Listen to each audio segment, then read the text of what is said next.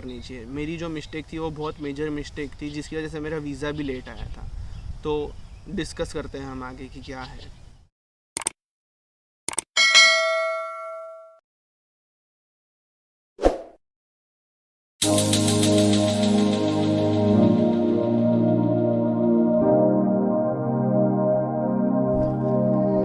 So hi everyone, welcome back to my channel. Hope you are doing good.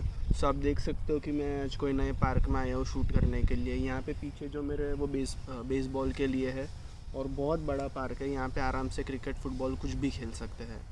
आज की video होगी GIC के related कि GIC क्या है, जीआईसी कैसे करते हैं, और मैं एक टिप दूंगा वीडियो के एंड में जो आपके लिए बहुत हेल्पफुल रहेगी। So without wasting any time, let's get started. So GIC basically is guaranteed investment certificate. ये हम सब स्टूडेंट्स लोग को कनाडा आने के पहले करना पड़ता है।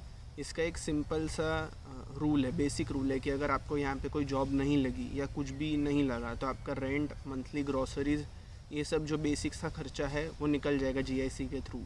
तो जीआईसी $10,000 की होती है। इंडिया से हमें कैनेडियन बैंक में $10,000 ट्रांसफ़र करने पड़ते हैं जीआईसी के लिए। वही $10,000 धीरे धीरे करके पूरे 1 ईयर के पीरियड में हमें वापस मिल जाते हैं अपने अकाउंट में। तो ऐसा फिक्स डिपॉजिट समझ लो कि आपने दिया कैनेडियन बैंक को और कैनेडियन बैंक धीरे धीरे करके आपको दे रहा है आपका खर्चा निकालने के लिए, अगर जॉब या कुछ नहीं लगा तो। ऐसी लाइक अ फिक्स डिपॉजिट, जो आप एक फ़िक्स अमाउंट दे रहे हो कैनेडियन बैंक को कि अगर कुछ नहीं होता, जॉब वॉब नहीं मिलती, तो ये जो अमाउंट है आप ये अपने बेसिक खर्चे के लिए यूज़ कर सकते हो। लेकिन मेक श्योर करना कि जैसे आ जाओ उसके 1 महीने के अंदर अंदर जॉब ढूंढ लो। फिक्स डिपॉजिट का तो आपको पता है, फिक्स डिपॉजिट के तो इंडिया में भी रेट ऑफ इंटरेस्ट कम था और यहाँ पे तो रेट ऑफ इंटरेस्ट बहुत ज़्यादा कम है, कुछ 0.5 या 0.1%। बहुत कम मिलता है आपको ओवरऑल, बट ठीक है, ये आपके लिए है, आपकी सेफ्टी के लिए है जीआईसी।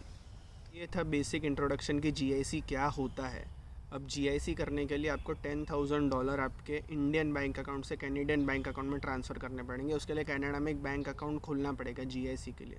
तो मेरे हिसाब से यहाँ पे मोस्टली सिर्फ 3 बैंक है जिसका सब करते हैं। 3 बैंक में एक है आईसीआईसीआई कनाडा का, सीआईबीसी और स्कॉशिया बैंक। मोस्टली स्टूडेंट्स सीआईबीसी या स्कॉशिया प्रेफर करते हैं क्योंकि आईसीआईसीआई के बहुत ब्रांचेस कम है यहाँ पे ओवरऑल कनाडा में। सीआईबीसी और स्कॉशिया के ब्रांचेस कंपैरेटिवली बहुत ज़्यादा है। क्योंकि सीआईबीसी और स्कॉशिया में से कौन सा लेना चाहिए, तो सीआईबीसी का जो प्रोसेसिंग टाइम है वो 10-12 वर्किंग डेज है, जिसमें आपको इंडियन बैंक से $10,000 ट्रांसफ़र करने पड़ते हैं कैनेडियन बैंक में, और आपको 10-12 डेज़ में जीआईसी सर्टिफिकेट आ जाएगा। और बाकी जो भी बेसिक से नॉर्मल बैंकिंग फीचर्स होते हैं वो सब भी अच्छे हैं सीआईबीसी के। क्या बैंक की बात करें तो इसमें $10,200 ट्रांसफ़र करने पड़ते हैं। $200 अकाउंट ओपनिंग फ़ीस है। तो और इसका प्रोसेसिंग टाइम 14 डेज़ है। तो 14 डेज़ के अंदर अंदर आपको जीआईसी सर्टिफिकेट आ जाता है। आप स्कॉशिया बैंक के साथ अकाउंट खोलोगे तो आपको सिन कार्ड भी मिलता है। सिन कार्ड मतलब बेसिकली जिसमें मूवीज़ और वो सब फ्री हो जाती है यहाँ के सिनेप्लेक्स थिएटर्स में। बस ये बहुत थोड़े बहुत छोटे मोटे प्रोज एंड कॉन्स है दोनों बैंक के अंदर। अगर आपको मूवीज़ फ्री में देखनी है, मतलब फ्री इन द सेंस कि आप क्रेडिट कार्ड यूज़ करोगे तो उसके जो पॉइंट्स जनरेट होंगे वो पॉइंट से आप फिर बाद में मूवी रिडीम कर सकते हो, मतलब मूवी देख सकते हो फ्री की, या कुछ और भी चीज़ें कर सकते हो। बट मोस्टली यहाँ पे सब मूवी ही देखते हैं वो फ्री का। और अगर आप ऐसे ही नॉर्मली पे करने जाओगे कि कितना होता है टिकट का, तो $15 समथिंग कुछ होता है इंक्लूडिंग टैक्सेस। तो अब आपकी मर्ज़ी है कि सीआईबीसी में ओपन करवाना है या स्कॉशिया में ओपन करवाना है। $1,000 होते हैं, ये 2 पार्ट्स में डिवाइडेड होते हैं। जैसे आप लैंड हो के बैंक अकाउंट खुलाते हो, $2,000 तभी के तभी आपके अकाउंट में आ जाते हैं, और बाकी के $667 बाकी के महीनों में हर महीने आते जाते हैं आपके अकाउंट में। जब से आपने बैंक अकाउंट खुलाया, मतलब समझो आपने बैंक अकाउंट 23 मार्च को खुलाया है, तो हर महीने की 23 की तारीख पे आपको $667 आपके अकाउंट में आ जाया करेंगे। तब हो गई बेसिक सी बात है कि पैसे अभी ट्रांसफ़र करने हैं, इतने ट्रांसफ़र करने हैं। दोनों बैंक्स भी देख लिए कि क्या क्या है, बाकी सब भी हम लोग ने देख लिया कि क्या है सिस्टम। करते कि जीआईसी के टाइम ऐसी कौन सी मिस्टेक्स है जो आपको नहीं करनी चाहिए। मेरी जो मिस्टेक थी वो बहुत मेजर मिस्टेक थी, जिसकी वजह से मेरा वीज़ा भी लेट आया था। तो डिस्कस करते हैं हम आगे कि क्या है। फर्स्ट पॉइंट, जो आपका इंडिया में बैंक है उसका एप्लीकेंट नेम और एड्रेस, और जो कनाडा में बैंक है उसका एप्लीकेंट नेम और एड्रेस, ये मैच होना चाहिए। आपके पासपोर्ट का भी एड्रेस सेम होना चाहिए। तो passport address, passport number, India में जो आपका एप्लीकेंट नेम है, मतलब अकाउंट नेम है, और उसका एड्रेस, और कनाडा में जो आप अकाउंट खुला रहे हो उसका नेम और उसका एड्रेस सब मैच होना चाहिए। अगर ये कुछ भी मैच नहीं होता है तो अमाउंट पूरा वापस आपके अकाउंट में इंडिया में आ जाएगा, रिजेक्ट हो जाएगा आपका जीआईसी। चलिए आप समझ गए ना, इंडिया में जो बैंक से आप ट्रांसफ़र कर रहे हो अमाउंट, तो इंडिया में जो अकाउंट नेम है और अकाउंट एड्रेस है वो कनाडा की बैंक के अकाउंट नेम और अकाउंट एड्रेस से मैच होना चाहिए, वरना आपका पूरा जीआईसी रिजेक्ट हो जाएगा। मेरे केस में यही हुआ था। मेरा मेरा बैंक का एड्रेस तो सही था, बैंक के एड्रेस में कुछ इशू नहीं था, लेकिन जो मेरा पासपोर्ट था मैंने रिन्यू करवाया था और मैं मेरा न्यू पासपोर्ट के हिसाब से मेरी डिटेल्स भरना ही भूल गया। मैंने मेरे ओल्ड पासपोर्ट के हिसाब से डिटेल्स भर रही। मुझे पता है बहुत सिली मिस्टेक है, लेकिन ये मेरे से सिली मिस्टेक हो गई थी घाई घाई में, और मैंने पूरा जीआईसी ट्रांसफ़र कर दिया था मेरे ओल्ड पासपोर्ट पे, और वो लोग को सबमिट किया था न्यू पासपोर्ट में। मैंने डिटेल्स फिल की ओल्ड पासपोर्ट की, बट सबमिट उनको कुछ और किया, तो मेरा पूरा जीआईसी रिजेक्ट हो गया था और पूरा जीआईसी वापस रिटर्न आया था। मतलब इसमें भी मुझे कुछ 14-15 डेज़ लग गए थे रिजेक्शन को आने को।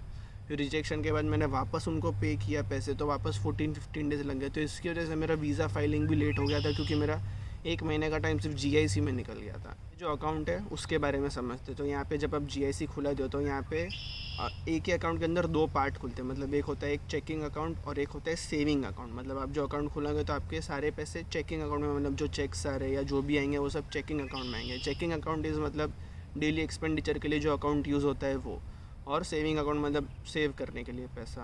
एंड करके जो आपको $2000 आप अकाउंट ओपन करने के बाद आपको मिलेंगे, इसका मतलब ये नहीं कि वो आपको जाके सीधा स्पेंड कर देना है किधर भी, उसी दिन सेविंग्स अकाउंट में ट्रांसफ़र कर लेना वो पैसे।